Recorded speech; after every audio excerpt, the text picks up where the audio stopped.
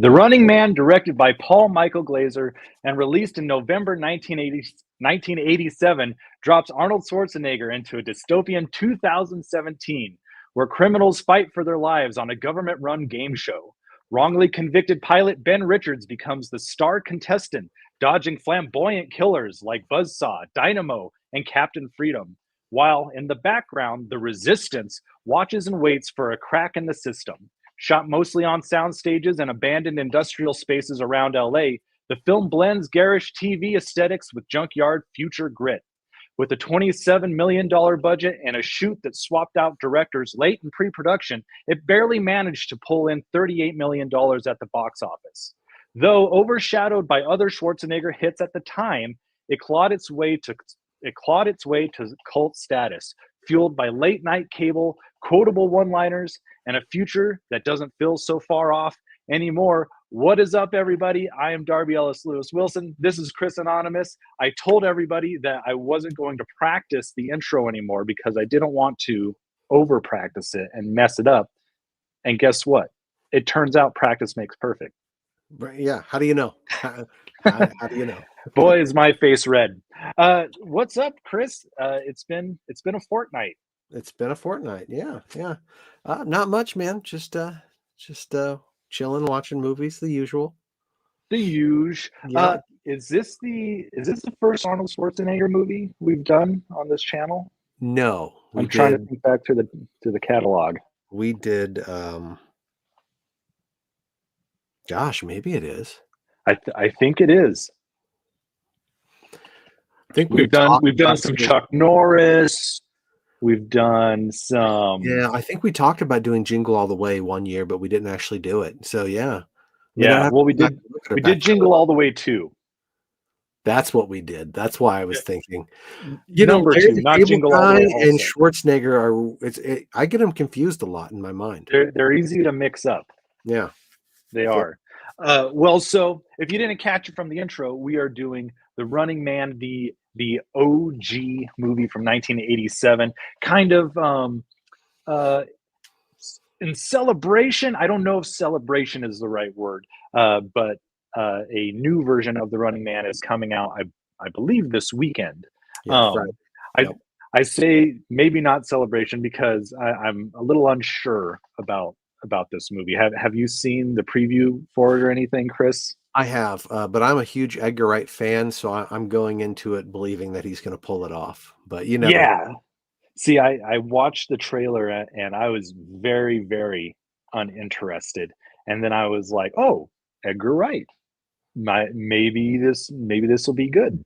Apparently, it follows the original story more. A lot more, yeah. It follows the book a lot more, and the book is, from what I hear, slightly different. Yeah. So. Yeah. Let's just get into this now. It's something I want to talk about, but it's worth the intro section. Since we're talking about the new film, it follows the book written by Richard Bachman, who, AKA, right, Stephen King, right? Yeah, which we've done quite a few Stephen King things on the show before. But this is our first Richard Bachman. It is. So. In the original story, and I believe what will be in the new Running Man, it's more of a wide open space. The game show takes place over like 30 days or something like that, and the contestant can go anywhere in the world.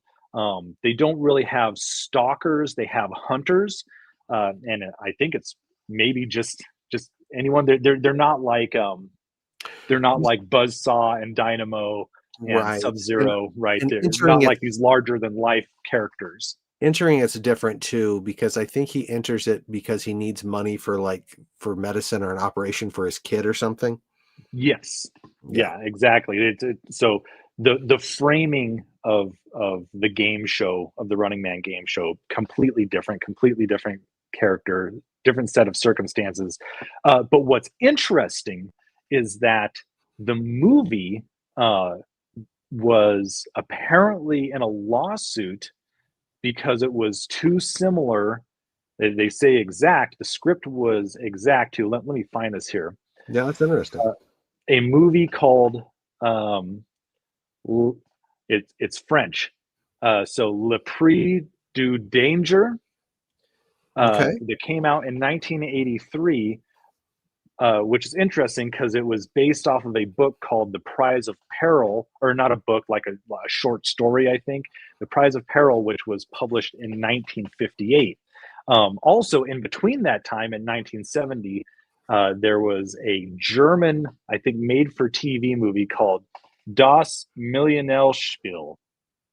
I think that means the million spiels. Okay. Um, All right. but I looked up the premises of all these, and they sound very similar to the Richard Bachman story, not the Arnold Schwarzenegger 1987 Running Man. And so I think it's very interesting that this movie got sued for having too similar of a premise of someone being hunted in a game show, whereas the other movies came before it that had that premise. But I guess, why wasn't Stephen King sued? Right? It sounds like he very obviously took Yeah, from I these mean, stories. that it feels such a tropey thing that I don't know if that's something you could get sued over. That I mean, think about like Hunger Games and things like that, right? Well, they have like some very similar things of like it's 30 days. It's getting medicine for a sick family member, Okay, yeah. like very distinct story beats. The whole idea of humans being hunted, right? That you could go back to the most dangerous game, um, Right, right. back to gladiatorial Roman times, Yes, right? yeah. It could be, maybe they didn't know about it at that time, so, like, maybe the statute of limitations ran out, so when the movie was made, it was easier to sue the movie than him. I don't we'd have to research that. Potentially, yeah. Yeah, But I thought that was just a little interesting tidbit, little yeah, factoid that I found rather odd. that But is odd. so yeah, I just wanted to cram that into the intro here. The way the show normally works is we talk about the good, the bad, and the schlock, what we like, what we didn't like, and then the schlock is kind of our catch-all of notable moments, themes, big ideas, things of that nature.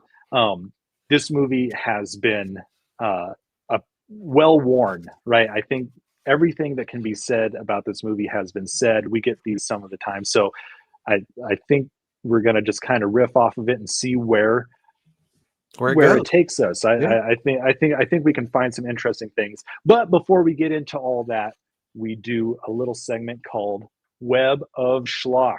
Mm. Chris, what is that all about? Well, that we talk about who's in it, who's in the movie, who's behind the scenes in the movie, and just see what other things we might have seen them in. And man, this week is a doozy. So, Mm-hmm. well, we have Arnold Schwarzenegger, obviously. So he doesn't really need a lot of introduction. If you're watching this No. show with us, you've probably have seen a fair amount of his movies. But then if we're going with actors and actresses, we have Maria Conchita Alonso, and she was in Predator 2, Mm-hmm. Vampire's Kiss, and then in the later on, The Lords of Salem. Lots of TV, lots of different things. Hmm. But those are some of the things. Then the Like man, the Rob Zombie Lords of yes, Salem? yes, Huh. that one, Okay. yeah, yeah. You never know where people are going to show You up. never know. Yeah, and then the character who played Laughlin, or the actor who played the character Laughlin, Yaphet Kotto, he was in Alien. He was in Live and Let Die, Midnight Run, Freddy's Dead, The Final Nightmare. So you might Mm-hmm. have seen him in there. Lots of Mm-hmm. things. Killian is played by Richard Dawson. He was in Mm-hmm. Hogan's Hero, but then you also would have seen him as a game show host in Family Feud and The Match Game and Yep. things like that, which is really really interesting and cool. And then we have just briefly, the other thing that's really interesting is we have people who are playing characters in this that are not really known as actors, but known for other things. Maybe known for some acting, but their first thing, like the guy who plays Mick, is Mick Fleetwood of Fleetwood Mm-hmm. Mac. Jim Brown, who played Fireball, comes from football. Jesse Ventura from wrestling. Erland Van Lith was an opera singer, and he gets to sing some opera in here. So that was another really kind of interesting thing, is the casting of this film. Mm-hmm. Now, if we're moving behind the stage, we have the director Paul Michael Glaser. But before we mention him, let's talk about the director who directed for about 8 days before he was fired. Yeah. And that's Andrew Davis, who went on to do The Fugitive, Under Siege, and Okay. yeah, a lot of great So some films. other big action movies. Some other big action movies. Now, Paul Michael Glaser, a lot of people would know him as an actor playing Starsky in Starsky and Hutch. Okay. And I never watched the original Starsky and Hutch. probably just a smidge before your time, but that's what most It's a little bit. Yeah, most people would know him from. But then after this movie, he went on to direct The Cutting Edge, which is a great rom-com and or sports movie. Now I do know The Cutting Edge. That's a very sweet movie. It is. I have a big soft spot for The Cutting Edge. And then after that, he directed The Air Up There and then Kazam. And after that, he did some made-for-TV movies and so a lot of episodes of TV. But that was kind of a neat little run. The Cutting Edge, The Air Up There, and then Kazam. I'm like, and then you throw The Running Man and you're like, okay, that's interesting. Mm-hmm. Now, we already mentioned the writer of the novel. The screenwriter is Stephen E. De Souza. Mm-hmm. And man, we've seen him before on the show because he co-wrote Hudson Hawk. Oh yeah, that's right. I was thinking of all the big movies that he's done. Oh, you mean like Die Hard and 48 Hours and Commando and Die Hard 2, The Flintstones, Street Fighter, Judge Dredd. Yeah, he's done a lot. I love all of those movies. I don't care what anyone says. I'm with you. Street Fighter is a great movie. Yeah, he is a great screenwriter. And then last but not least, I haven't mentioned choreographers before. But I would be remiss not to mention the choreographer on this film because the choreography of the dancing was very cool and well put together. And that would be Paula Abdul. That's right. Yeah. So that is the web of Schlock. There's a whole lot there. And I'm not sure, but I think the dancers were maybe the Lakers. Some of them were her friends. Yeah, cheerleaders from the LA Lakers. Yep. Okay. Yeah. Yeah, that's so crazy. Like I saw that this time. I've seen this movie so many times. This time watching, I saw Paula Abdul in the credits. I was like, oh, well, that makes sense. Yep. Yeah. Once you see it, you're like, yep, that tracks. That tracks. So some other things I'll throw out here. So we also have Frank Zappa's kid in this. Yep. What's his name? Dweezil? Yes. Yep. Yeah. I don't really know what he does or why. I think he just the one with the red beret. Yeah, he's the one that says, "Don't touch that dial." But as a person, is he famous or is he just famous for being Frank Zappa's kid with a funny name? I think probably when this came out, it was that. But then I think he had a stint of reality TV on MTV decades later, if I recall. But I don't quite remember. Okay. All right. And the Mick Fleetwood thing, that's one of my favorite things about this movie is just seeing him. Fleetwood Mac was big in my family, so it's cool seeing him. They're a great band. It's interesting because one of the rumors is that he's playing Mick Fleetwood in this movie because his name is Mick and he says, "You destroyed my songs." Yeah. Well, and I can't see this now without thinking about The Postman, where Tom Petty is in it, and Kevin Costner sees him and he's like, "Hey, I know you. You're famous." And like, what's up with these 70s, 80s rock musicians becoming like freedom fighters in near now I want to see if there's any others. Anyone watching, if you know of any other post-apocalyptic movies that have famous rock stars. Yeah. Let's make a list. Yeah, that's interesting. All right. Yeah. Megan's saying, do you think they kept the dancing in the new movie? I sure hope so.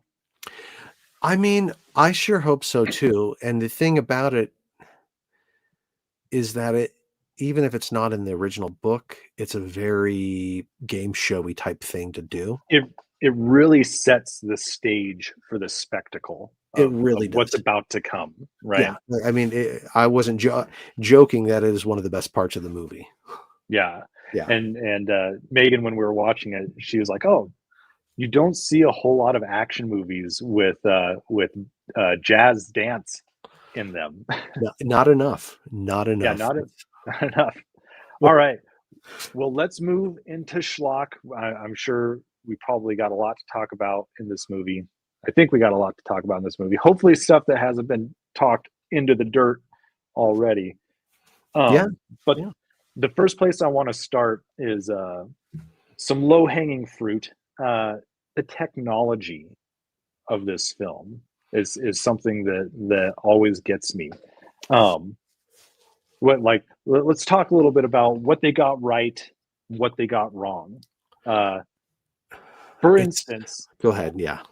these 80s dystopian future movies really led me to believe that there would be a lot more pyramid buildings in the future than Yeah, just this whole like weird like art deco, really tall, jagged buildings that are shiny and yeah, their dystopian is an odd mix, and it's really hard um to qualify because we're looking at it from the eyes of the future, right? We're like, Mhm. well, that's silly because that never happened. But in 87, would it have been silly or would it have been scary or intriguing or like, oh yeah, that's Right. exactly what's going to happen?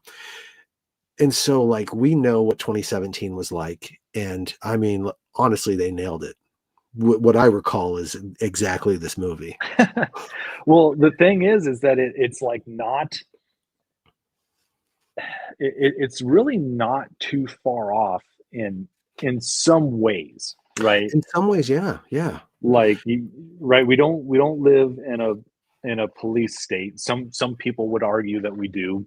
Uh, we don't, and we definitely didn't in 2007 or 2018 when I feel like everything says this movie takes place in 2017. It starts in 2017, and then it's 18 months later. So that would be solidly 2018, right? Potentially I would 2019, say depending on 2002, beginning of 2019. Yeah. yeah. So, but let's see. It kind of predicted the rise of reality TV.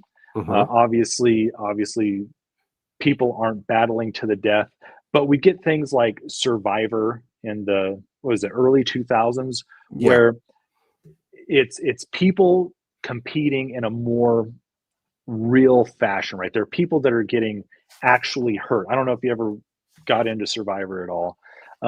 But I've seen things where people like they get lightheaded and they fall into the fire, right? And then they have to be like airlifted out, right? Like there's like Hmm. real injury taking Right. place, right? They're not fighting to the death. They might be doing some underhanded things to each other to try and win, but while we always had game shows, we didn't have reality TV to that extent to where people are just being followed around with cameras to see how they act Right.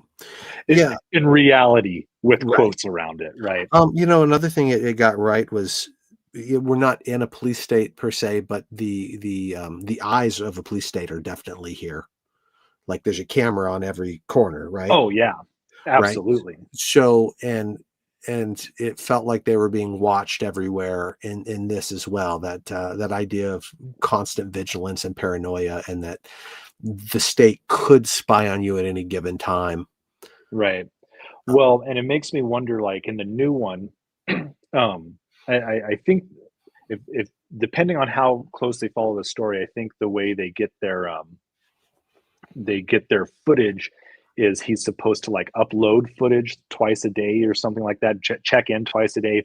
What would be interesting is if they had drones going out and like following him Right. all around, and because then you could actually get like I want to talk about this later, but the shots that they have in this movie of what it implies that people are watching are shots that there's no way they're getting from just like these high mounted cameras, right? It'd have Right. to be something that could be more dynamic, like a drone moving around. Yeah, it would be interesting if they would have had like the actual film crews in the war zone in this film, like Yeah, getting like almost like documentary filmmakers, like, war journalists, like taking Yeah, video. yeah, that would have been really interesting. Um, They also have SD cards, or what look like SD cards when she's pulling the yep. raw footage. Hmm. It's a card. I mean, it's bigger than an SD card, but I mean, that's basically what it is. It doesn't look like a floppy disk, right? Right. No, it looks like Um, like an SD card. They don't really have cell phones, which is interesting yeah, that is interesting. because They couldn't predict that. well, but they already kind of had it in the 80s. I mean, like the car phones and the really big mobile phones. I mean, it wasn't huge, but it was definitely there. They couldn't imagine them just being smaller. Right. And so that when I hear it's, 2017, at least that's when it starts. So then 2018, 2019, when it's taking place, and then I think about that and I think of how phones are so integral to everything we do. It pulls me out of that world, and I wonder if instead Mhm. of saying an actual date, which a lot of dystopian movies do, if you just say somewhere in the near future. I wonder if Right. that would change how I view it, of like, well, this is just an alternate version of some year. Yeah, I think that's a smarter idea, and I think that movies nowadays have picked up on that a lot better because so many dystopian movies came out in the 80s, right? Mhm. And it's like, in the year 2020, in the year 2015, life will be like this. Right. And of course, life really isn't too much different from what it was like in the 80s. Yeah, we have some better technology, but we're not riding around in flying cars and hoverboards and things like that. And so I think filmmakers are seeing like, okay, either don't specify the year or push it so far into the future that Yeah, everyone who could criticize this will be dead. right. You know what I mean? Yeah, exactly, exactly. So that's not a like a bad thing on this film. It's just a observation about dystopian movies in general. Mhm.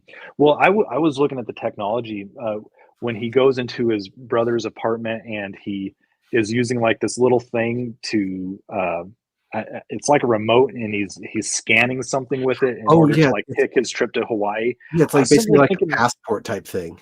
yeah, I was like, "Man, I kind of want that technology." Like, what if we, like, went to it's obviously, like, simpler technology, right? Well, it's obviously analog rather than Right. digital.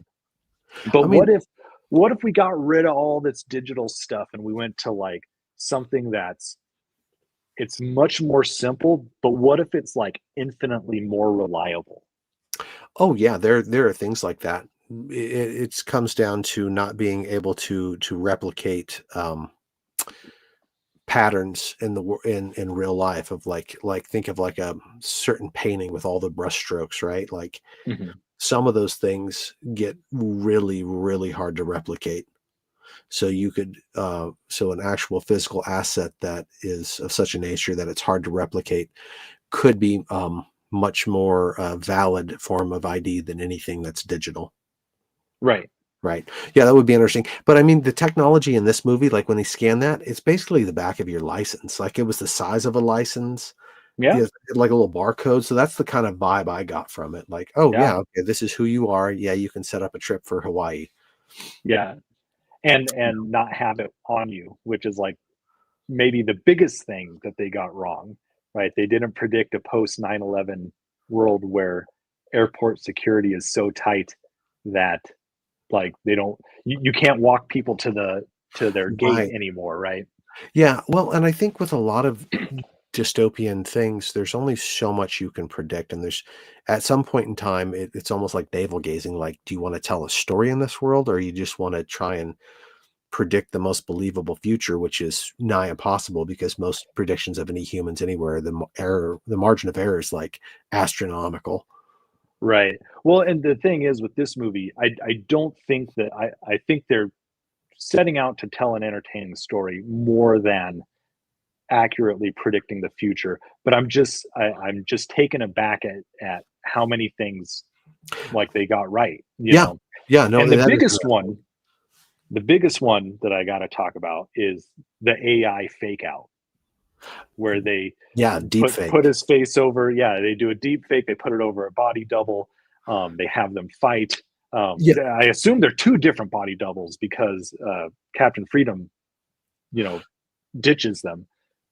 yeah. I don't know. I think they forced him to do it, but I could if you wanted to argue that, I could go for that. Yeah, I mean, I think that prediction, we're just barely scratching the surface because that's here now, but we haven't felt the impact of it yet that we will in like a decade. Like some event will happen. Well, there's stuff that I look at now that it's just like if you're looking at social media, um, and potentially even the news, because a lot of news comes from like I feel like a lot of news just goes like, oh, what's on Twitter? Well, let's run with it. Yeah, yeah.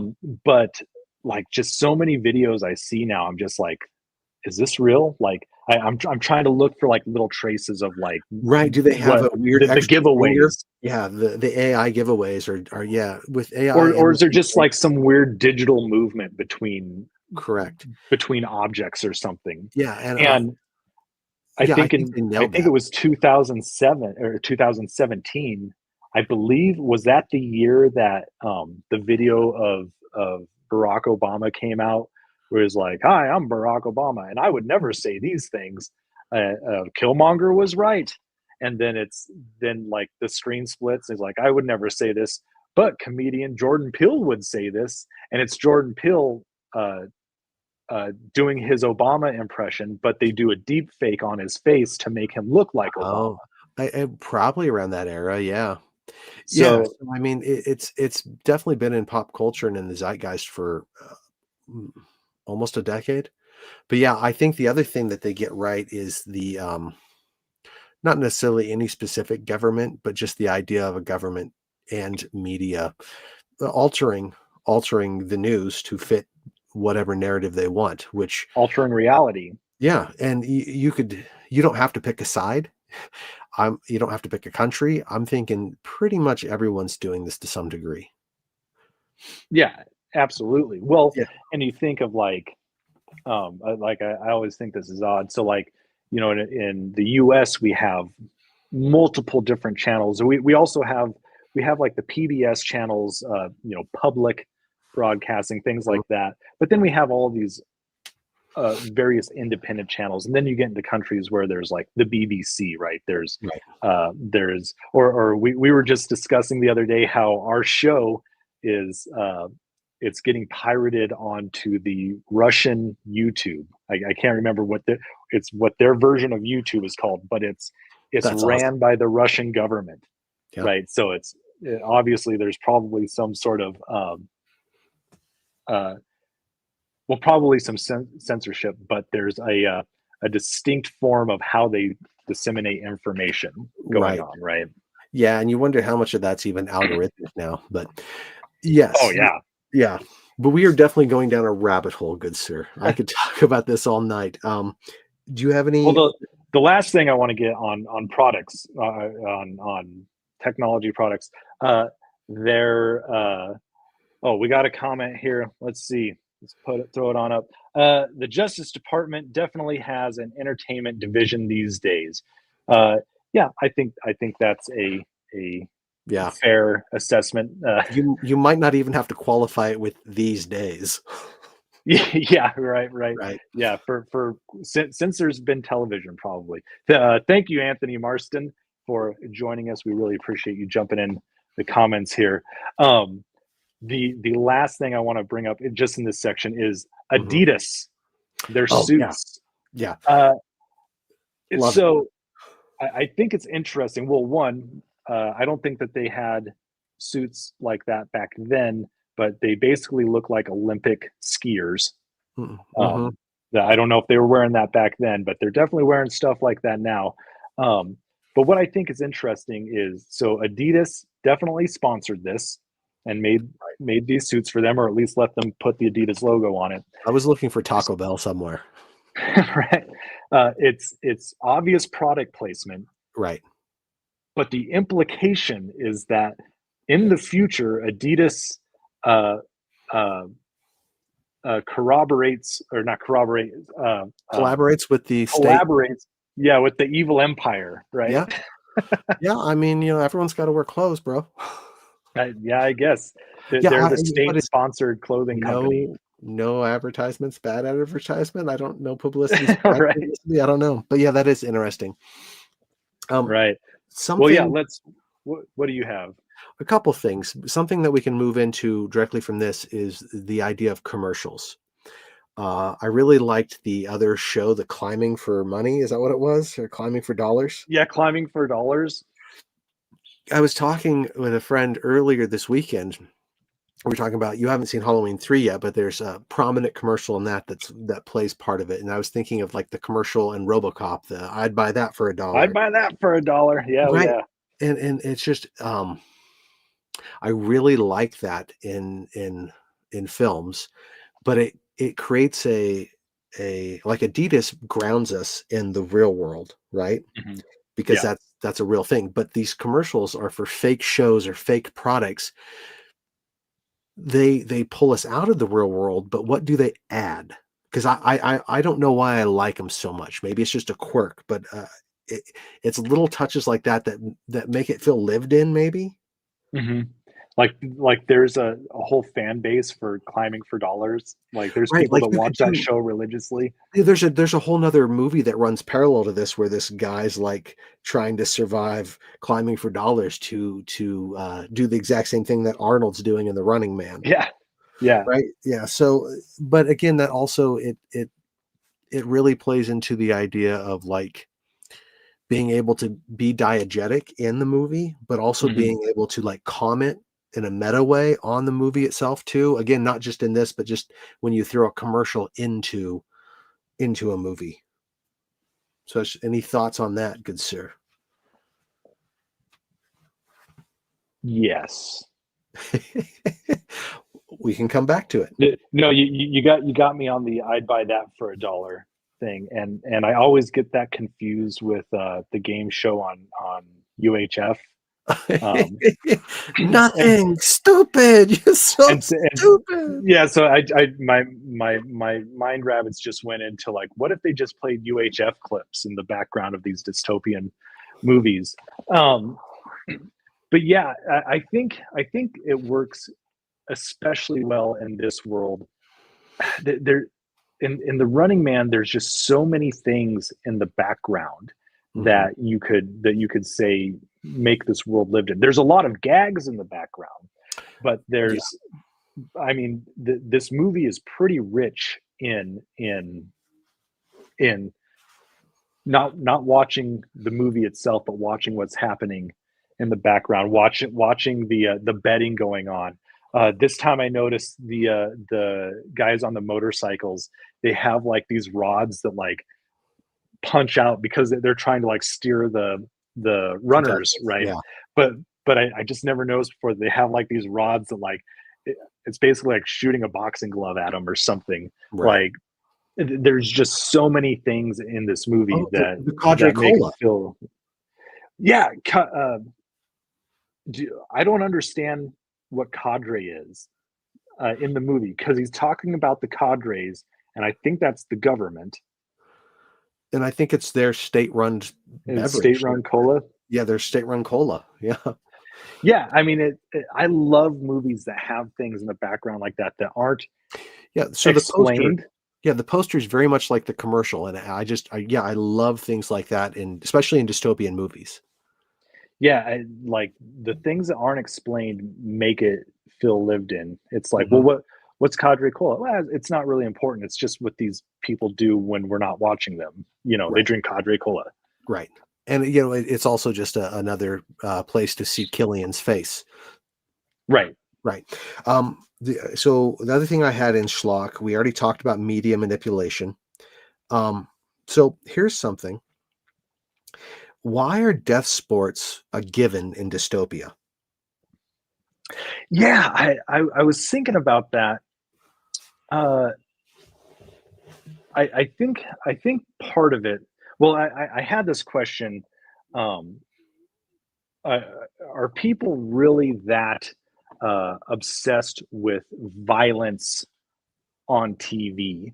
and I'm for those listening, I'm doing quotations on violence, because I think in the US, the closest thing that we have to a violent sport that is on TV, okay, so maybe like boxing, MMA, things like that. Um, but also like I thought of like football, right? Right. Yeah.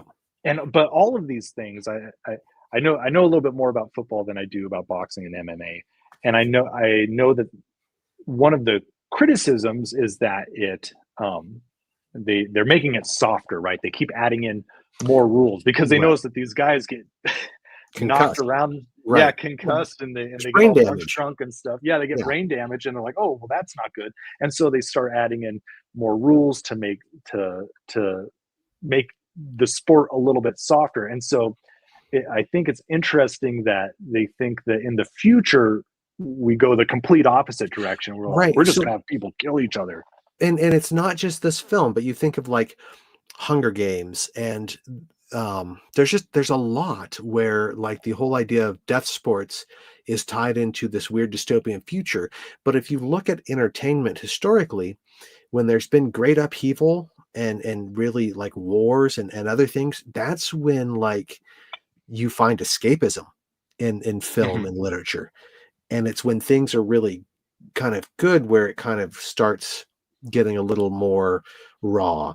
And then you think about like, where's this originally come from? And you go back to, like you said in the intro, Rome, right? The gladiators, Mhm. the Mhm. Colosseum.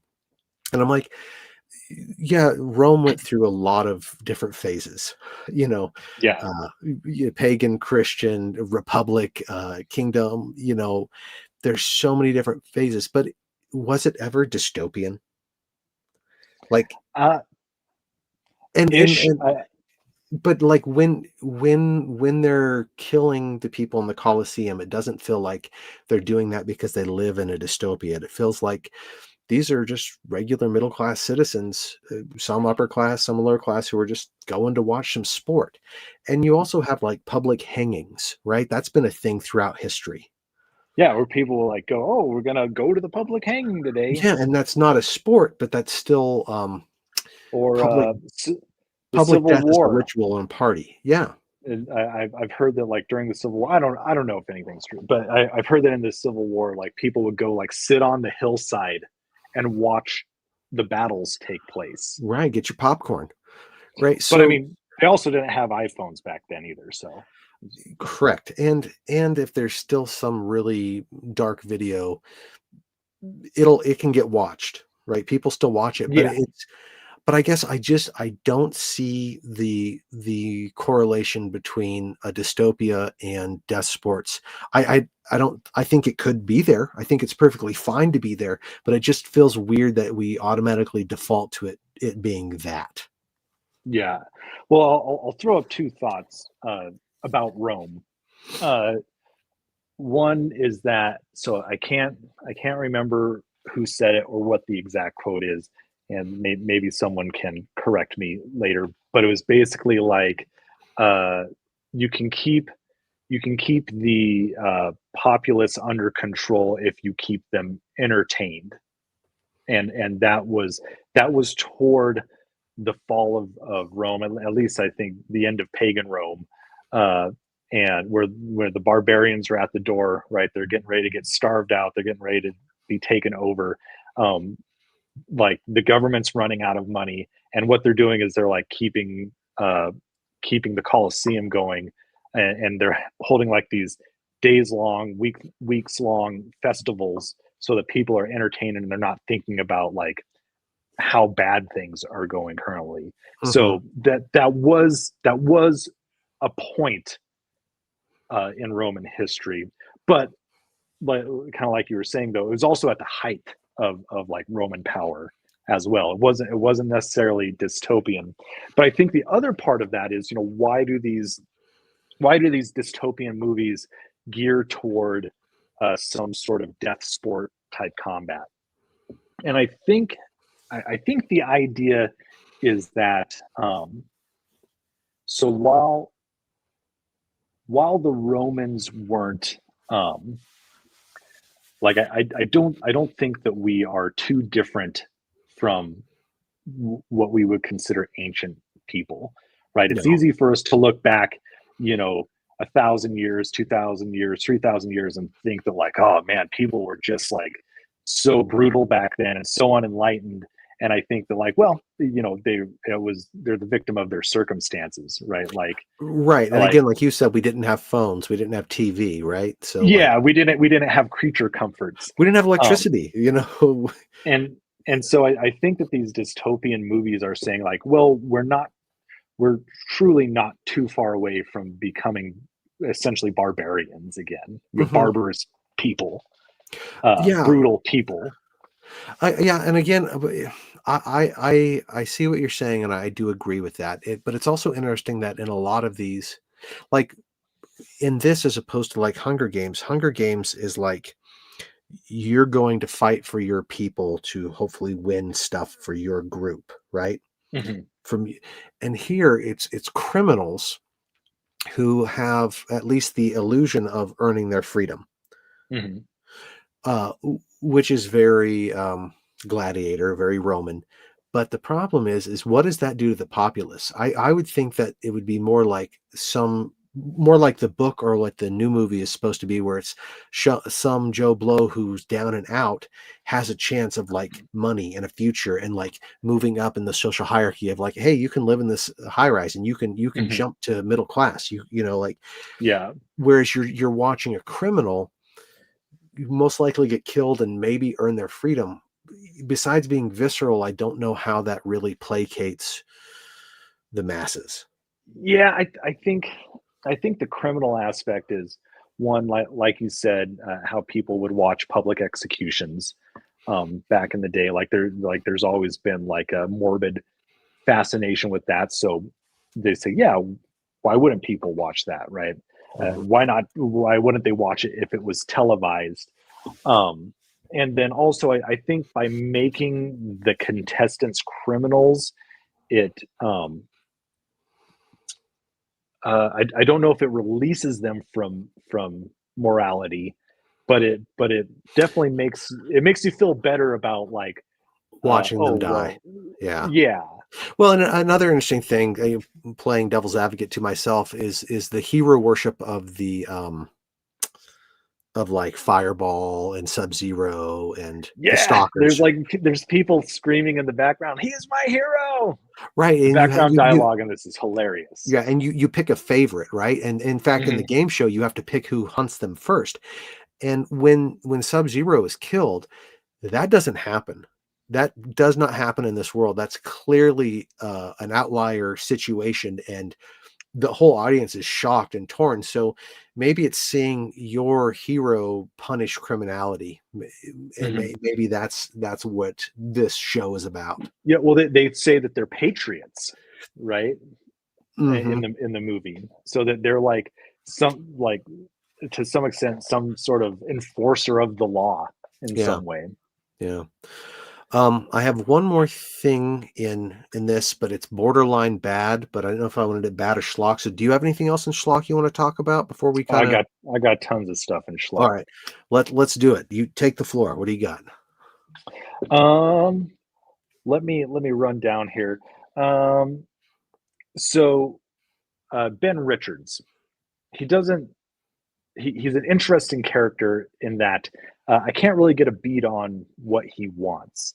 Um, this would maybe be in bad, but I don't think it's necessarily bad. It doesn't like ruin the movie for me in any way. But it's like, okay, so why did he turn at the beginning of the movie? Like, I mean, obviously, I won't kill innocent people, but he seems like he's been pretty well embedded Yeah, into this dystopian military, right? I think it's the final straw. I think if there were bad guys present and one child or one woman or one civilian died, he's probably pulled the trigger before.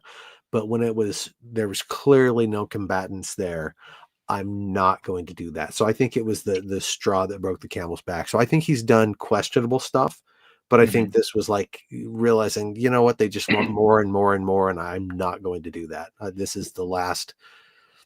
This is See, the last shred of humanity I and have before I become a monster. so maybe this would go into bad, but I think that could have been developed a little bit more in those moments. Right. When he's talking to Mick, when he first gets out and he's getting the collar taken off of him, and Mick's like, "I recognize you. You've arrested my friends." Right. Right. I don't think he's saying I recognize you specifically. He's saying I recognize you as the bad guys. Right. You are part of that team that is doing bad. Right. And throughout that scene, he has sort of a downcast look on his face of maybe knowing that he's done these bad things, and now he's on the other side of it. Right. But then he's also like, I don't get into politics, which there's some meta irony there. Yeah, right. Like, aren't you? Yeah. But yeah, so I mean, but if that's the case, why didn't he just disappear before getting put in the situation of having to bomb women and children before he had to, you know? right. Why he could have missed, he could have like said that they were running out of fuel. There's, you know, it's interesting that like that's the point where you choose to take a stand, because that feels political, you know, in regard to the movie we've seen so far. And then he says he's not. And then he's, you know, going to visit his brother and trying to go to Hawaii. Like he's definitely like the denial of the call in the hero's journey. Right. So I'm glad that you brought up the brother, because the brother seems like a pretty important part of the movie for like, I don't know, 10 minutes, if that. He's going to go see his brother. His brother's going to like get him out of the country or whatever, out of the state. He goes to his brother's apartment. He's not there. Amber is there. And she tells him that the last she heard, the last tenant was sent to be re-educated. Right. And he has this look on his face like, whoa, that's it. Right. Like, so maybe you go find your brother and try and break him out instead of going to Hawaii. Like, I think that could have been exactly. I think that could have been a bigger motivator in the story than it was. Like, I understand why it's there. Like, it's something to move the plot along. You could have also just said the brother was dead. Yeah, that would have been more effective. And maybe that's the subtext, right? Is that he knows that, oh, that means he's dead. Right. It very well could. And it maybe if we had read the book, maybe re-education is like a death. Yeah. Or the equivalent of it. And apparently there's a fan theory that the bodyguard, Sven, who has also been Arnold Schwarzenegger's body double. The one at the very end of the movie? Yeah. Well, he's throughout the movie. Right, but it's him and Killian and the bodyguard at the very end. Yeah. When I was watching it, I'm like, there's this weird like look between the two. Like, is that the brother? Well, they're like roughly the same size, right? Right. But yeah, the fan theory is that like, oh, that's his brother, which is absolutely ridiculous. It's super ridiculous. Unless he was like trying to work on the inside of like, you know, making it so Arnold had a better chance of survival.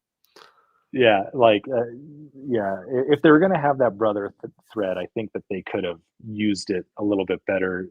You know, like, oh, well, if you go into this game, you know, we'll get your brother out of this camp. Yeah, it feels it feels vestigial. It feels like it was a leftover part that should have been that was dangling from some cut, maybe in the book or in a different draft. Let's see. Yeah, I want to move on because I honestly don't have a lot of bads for this movie because I love this movie. Right. But I'll have a laundry list of like nitpicks and like, what's the deal with this? Okay. So just the last thing in Schlock, I'll just say the legal jargon when he's with the lawyers telling him everything. It's hilarious. Like the parties will agree to disagree ipso facto ad nauseum. Like, yeah, it's just gibberish. It's hilarious. Yeah. And I mean, also he stabs him in the back. That's great stuff. Such a great scene. I mean, yeah. And if you look in the background, like at credits, they have like non stuff. going Well, as well. yeah, it's cool. Okay, so my last thing, and we'll kind of move into bad. Did we learn that Ben was a good guy too soon? Mm, So let me kind of talk this out. One of my favorite moments in the film is when after Amber's turned him in and she's watching him on screen and they see the footage of the butcher of Bakersfield, and then it shows that when he had kidnapped her, he'd also killed 2 guards at the airport, and she's like, mhm. that never happened. Yeah. Right. And that's when it's like, oh, the state's lying. Oh, this government is bad. Oh, what have I done? And that drives her to act. And that's such a cool turn. Mhm. And I wonder if it would have been better if the audience was along for the ride. Like, because one of my bads is that act 1 is just a little too long. Like, I like everything in there, but it's just a little too much.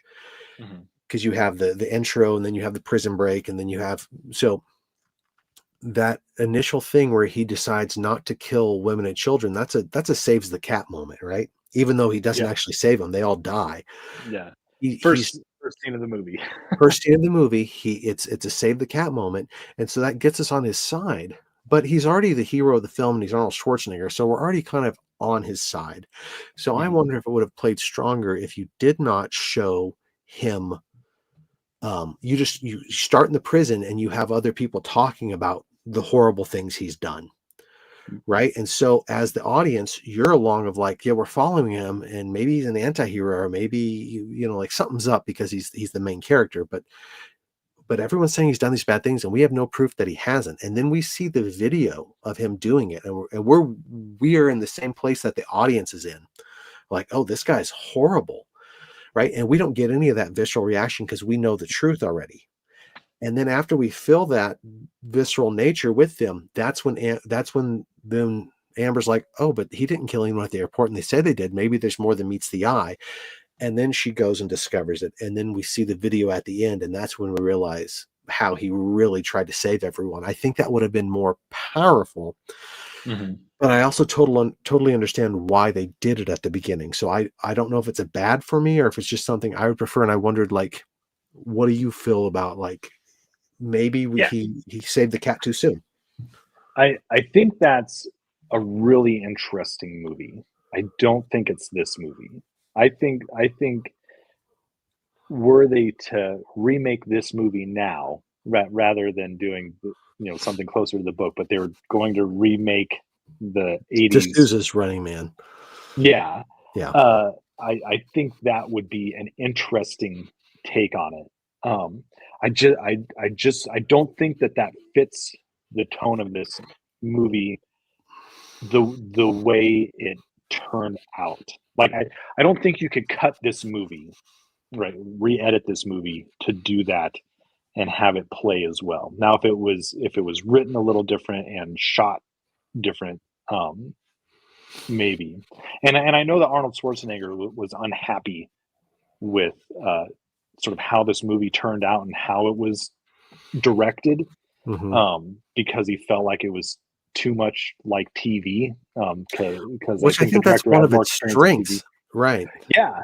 Well, you look at the intro, right? It doesn't have a real long intro credit sequence, right? It's Hmm. very TV like, Right. and yeah, I think that's one of its strengths.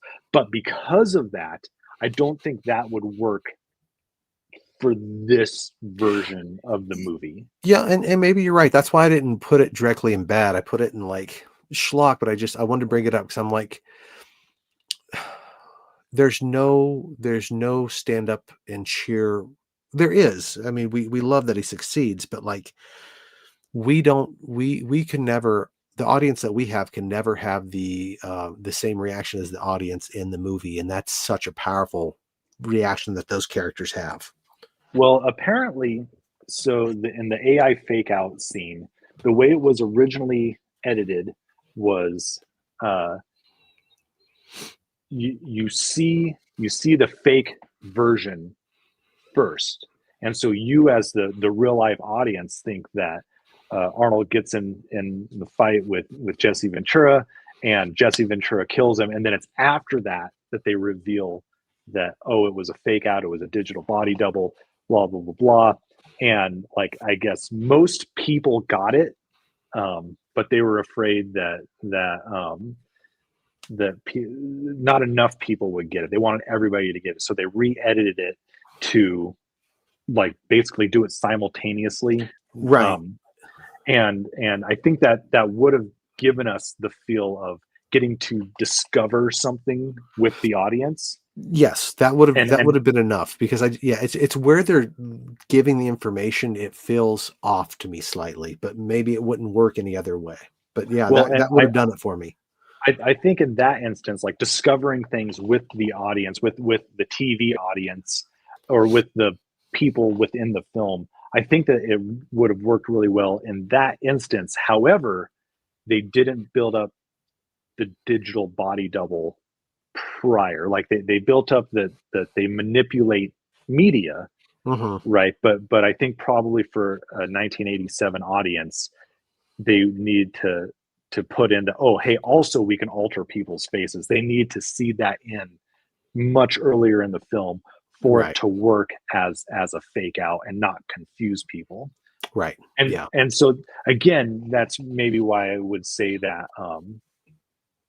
why having Ben Richards not save the cat as soon as he does, not show that he's a good guy as soon as he does, wouldn't work for this film is just how it's laid out, how it's written. Like they're not disseminating things in that way. They're not giving us information in that way. It would work for a different movie. I don't think this movie. Okay. So what do you got for bad? Let me throw up one more schlock thing. Oh, yeah. Just because I got to mention this. I think it's funny that in the airport, he grabs Amber's neck and says, like, remember, I could snap your neck like a chicken, right? It's like this threat. Then at the end, when they kiss and they walk off into the sunset or whatever together, he puts his hand on her neck the exact same way. Yeah, but he didn't say this, snap your neck like a chicken. It's all in the delivery. It's just slightly ironic that one is like this threatening thing and the other is supposed to be like this tender. Yeah. Just funny. Let's step into the bad now. Okay. Go ahead. Or you want me to? So, I'll start. Okay.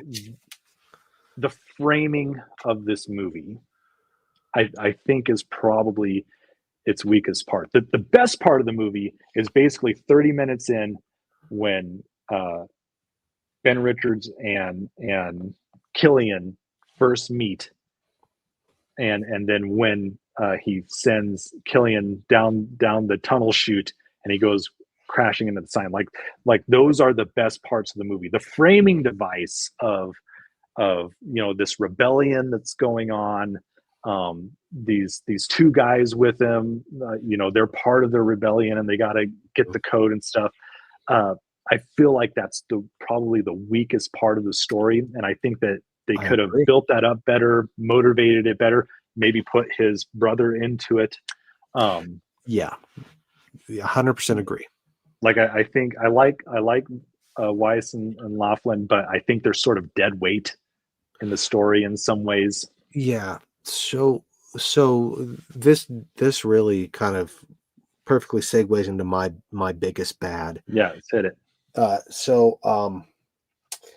I don't think Killian is the biggest baddie in this film. I think visually and like what he represents, he totally is. But because of the revolution, like what real difference did this make? Just that they can't trust the media, right? But, I mean, that has such a stranglehold on everybody. But that's what they're trying to say. But it also feels like, he's getting all these calls. Everyone's upset at Killian. Like, it feels like they could replace him at any moment. He's lower on the totem pole. Correct. Yeah. And killing him totally feels justified for Arnold Schwarzenegger's arc. And I do think it does help the revolution, but it doesn't feel like, to me, it helps the revolution enough. And I think that's because the revolutionaries aren't developed, and there's no clear causality of like, how does this one domino topple everything? If you were to give me a little bit more, if Mick would have explained why this is so important, Yeah. showing the truth. Well, this is the Matrix, right? At the end of the Matrix, they don't defeat the machines, right? Correct. They just score their first major victory against them. But the Matrix totally set that up to be a symbolic victory. Yeah. And I think they took Killian 80% of the way, and I think there's 20% missing. And so like what if he was the president? What if he was the president because he also wanted to be a famous star? Yeah. Or what if he had more power? Or what if he had something on someone higher up? Or just explain why most of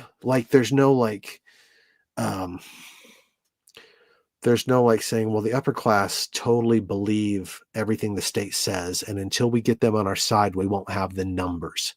If you had that line in the movie, then I would say, okay, showing them the truth is enough to wake them up, and now I know a war is coming. But I don't have that. All I have is that you killed some jerky person on TV, but the government is just going to straight up say, hey, that was a TV show, and we had no idea that they were manipulating the truth like that. We're pulling it off the air, and we're running more episodes of Climbing for Dollars. Yeah. Right? Like I see a version of this film where this really did absolutely nothing. Have you seen The Howling? No. Okay. Well, there's something there's a parallel to that ending. And I don't want to spoil it for you, so I won't. Not about werewolves? It is about werewolves, but it's also about the media. It's and the nightly news, and so not spoil anything.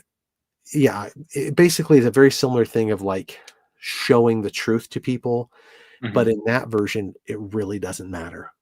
Like it's kind of the downer ending of like, oh, we tried so hard and we did what we were supposed to do, but like, yeah, no one believes it. Right. Yeah. And so it feels to me here of like, yeah, it feels like this great victory of getting Killian, but he wasn't a pawn, but maybe he was just a rook or a bishop. Like he wasn't the king or queen. Right. And I think you could have set that up of like, yeah, but he was the key, he was the cornerstone. And so if we pull him out, we're gonna get there. Right. So if Mick would have had 2 lines of dialogue that explained why taking Killian down is the key to taking the whole empire down. Maybe not tomorrow, but maybe it starts the ball rolling. I would have been 100% on board. But I'm like, it would have raised the stakes a lot more. It would have been a more satisfying ending for me. And so that is my biggest bad. Yeah. Okay.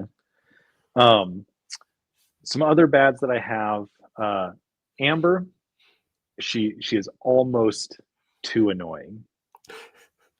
Like, if I didn't have such a high threshold for annoying characters, I'd be completely annoyed by her.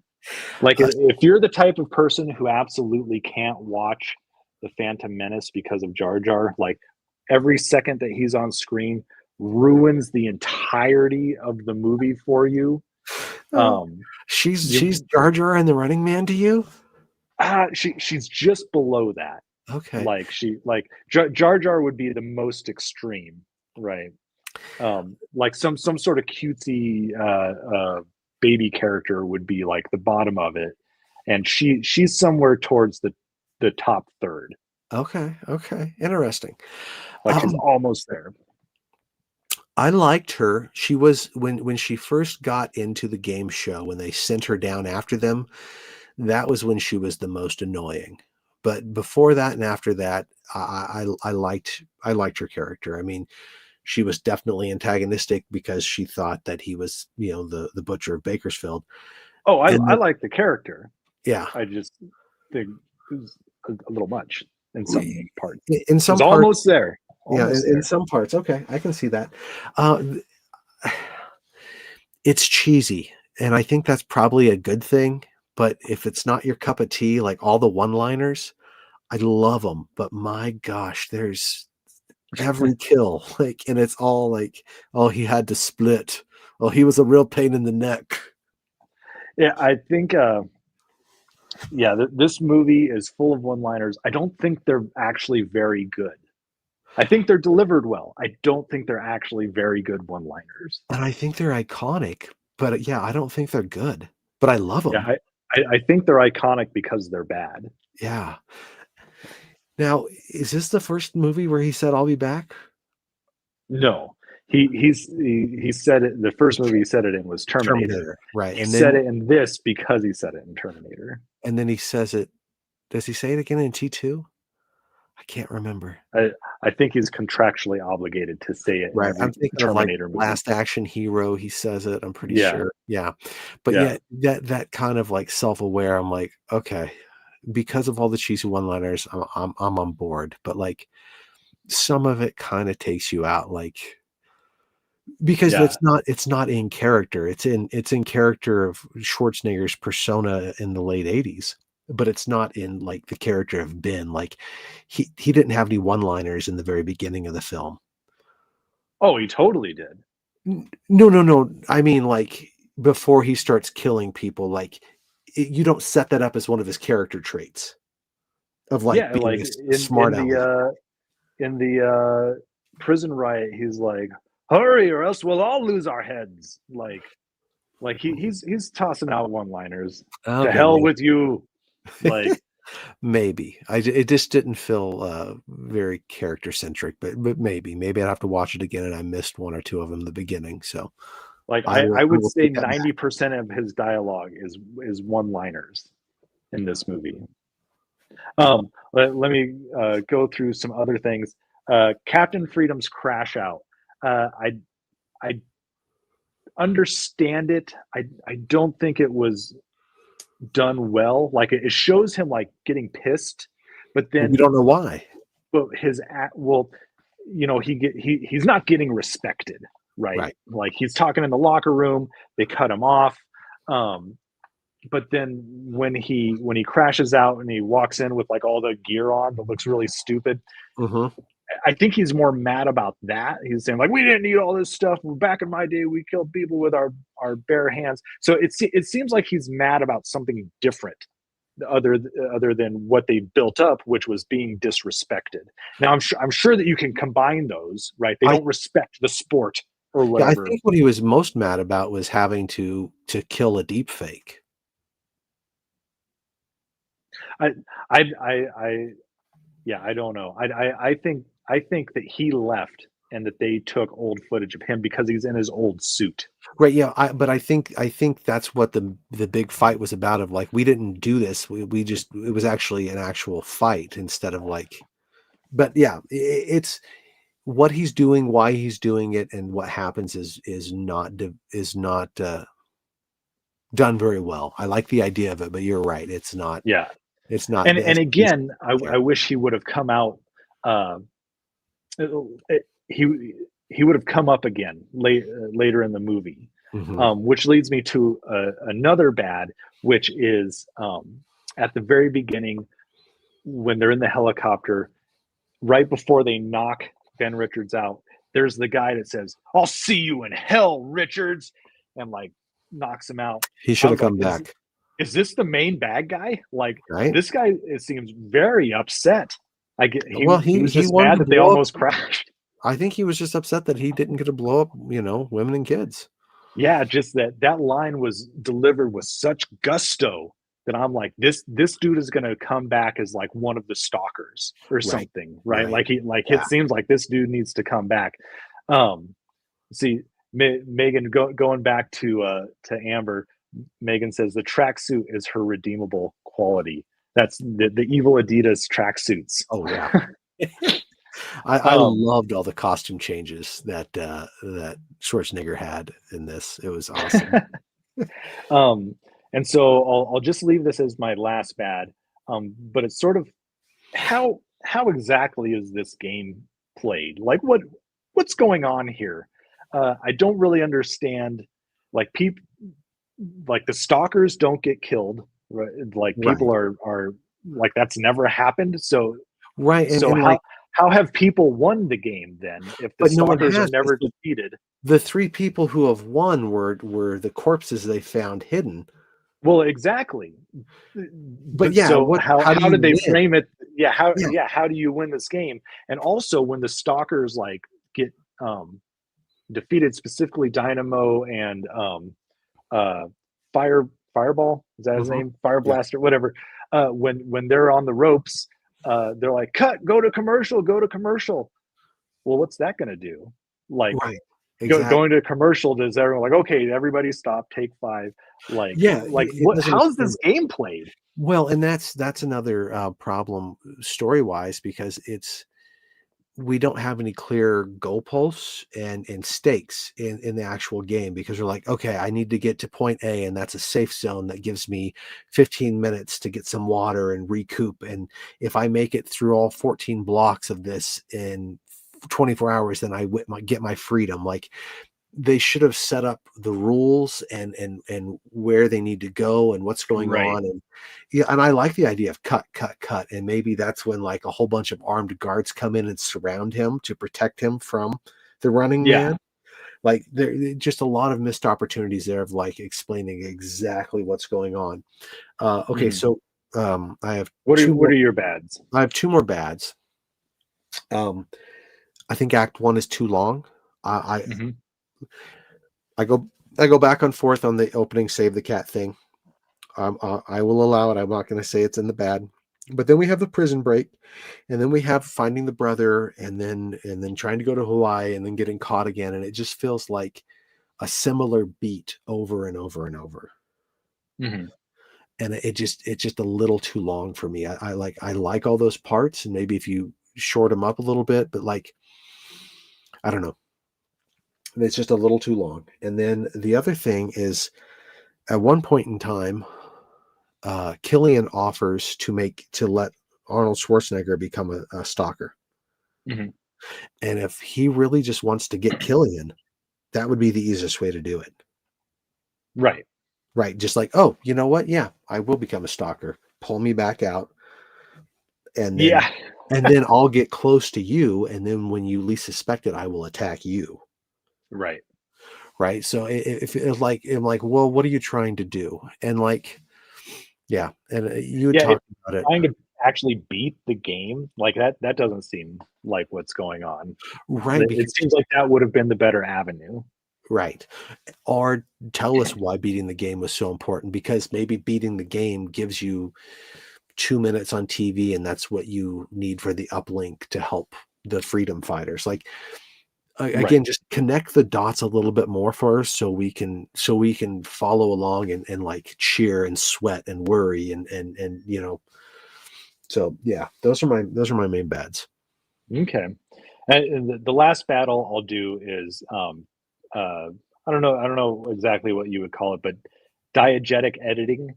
Uh, I hate it in movies when like for instance in Logan with Wolverine, when the girl breaks out of the research facility or whatever and gives him the phone that documents like what they've been doing in there, and it's like this perfectly edited video, right? Like that can't happen in real life. And Right. so in this, right, there's all these shots of things that like uh how did they get that shot? How did they edit this? And I mean, I think you can talk through it, but then like when they show the past contestants, Whitman, Price, and Haddad, eh, like we see the shot backs out, and we show that people are watching this on TV. So how did they not see where he comes in and goes, no, last season's losers? Like Right. they're Yeah. televising all this, and then they show these angles like from outside of the helicopter. Right. So like the stalkers are giving away story beats that they would never say to a national audience, but they're Right. saying it to Schwarzenegger, because so then like what so then you don't know what is actually on TV in the movie and what's just uh, us watching the movie. Yeah, Yeah. exactly. Yeah, and like basically like if they would have said cut or go to commercial, and then why it's at commercial, he's like, actually, you mean last year's losers, Right. right? Things like that. Yeah, I Yeah, agree with exactly. you. It's and I understand why they do it. It's kind of like why with someone's it comes out of the water and the next scene their hair's dry. Like Yeah. I Yeah. get it, but It's how it also has to be put together. right. At Yeah. the beginning of the movie, they show scenes from later in the movie when they're like advertising the Running Man. It's just how they had to put the movie together, right? Right. Like, Yeah. and yeah, that's all I have for bad. Let's move into the good. My Yeah. goods are going to be real easy because I love this movie. Yeah. Um, Yeah. and so all of that stuff I can very easily forgive because in the end, it is a maximally entertaining movie for me, Yeah. and that's like the number one thing. Yeah, the sins are so glossed over because of how fun this movie is. Right. So And I will say yeah, that so just the biggest good that I'm going to put in is the characters. You know, I was talking shit on Amber, but really, she is a very distinct, developed character. All of mhm, these characters. So like uh, uh, I said, 90% of Arnold's dialogue in this is one-liners, but that to me is like that's how Ben Richards talks. right. uh, uh, Amber talks and like she talks back a lot. Like she's saying what a normal person would maybe say under her breath, and she's saying at full volume. But that's like That's how her she character. speaks. Yeah. Yeah, Killian. Uh, he does the slimy host thing so well. And Oh, like he's yeah. for me, he's got to be like one of the top 10, top five villains of the 80s. Like, Oh, I mean, hands down, he's hands so down. good, so hateable, Oh, he I think he is the best part of the movie. absolutely. Yeah. I So mean, what do you have? okay, so the concept, it's a great concept. I like the idea of the original story and what I've heard that is, but I also love what they did with this. They make it their own. It's this weird 80s dystopia. I love it. It's fun. Um, the dancing is great. Just the small details of the lived-in world, the Mhm. way that the old people react on the TV show, and how like you've seen that on Price is Right and Right. right. Um, the cast I thought was really great, very diverse. So my biggest good is Killian and just the TV show. I think they nail the idea of the TV show, this like Mhm. slimy, dark thing, but it feels so real. Like that could be a TV show in the future, and that's scary. Um, Yeah. he's so sleazy and but also charming, and like I think it was brilliant casting to get like a real game show Mhm. host. Um, I love the dancing. I love the audience interaction. It feels very much like in that the UHF sketch. Um, I like the romantic arc in this film. Mhm. I like that it's will they or won't they for the whole thing, and then it ends with a kiss. Like Yeah. And that's like the end. and that's the end. And like maybe that's It, that's the end Glazer's isn't the thing. government toppling. It's Right. not the revolutionaries like taking over everything. It's Right. them kissing. Yeah, but it feels so satisfying and so earned, and like Mhm. there's this back and forth from the first beginning. But like in a lot of action movies, the first time they would have met, they would have slept together, and then they would have had a fight, and then they would have went off, and it would, and that's fine. But it was like so just like simple and like in the background until it needed to be in the foreground. Mhm. And And maybe it's the same the, thing as the cutting edge. It's will they or won't they, and then at the last thing they do is kiss. very, very parallel. This is the same movie. He just remade The Running Man as an He's just ice-skating writing it romance. over and over again. Um, so that's those are my goods, and also the end credits song. It's John Parr. It's the guy who did St. Elmo's Fire, and they had he and the composer for this film wrote that song together. And I love that the 80s and 90s had theme songs that they played during the credits. Mhm. It was just it's so cool. And this was a And the really score was great. The score was great. The score was great, and the icing on the cake is the This theme cheese. song. So 80s cheese to the max. Oh, it just it left a smile on my face. I'm like, that's how you end a movie. So yeah, no, I love this movie. Yeah, man. Awesome movie. I can't recommend it enough. It's one of the few movies I actually own the physical copy of. It might be my favorite Schwarzenegger movie. We'll see until we review another one. That's Then maybe that would be my whatever the next Arnold Schwarzenegger movie we review is my favorite one. We'll see. Schwarzenegger movie. That's something to think about. Yeah, put it in the comments if you've made it this far. Let us know what your favorite Arnold Schwarzenegger movie is. That's basically all the time we have. I mean, we could keep talking about this movie and going over every scene piece by piece, but I'm sure that's been done to death.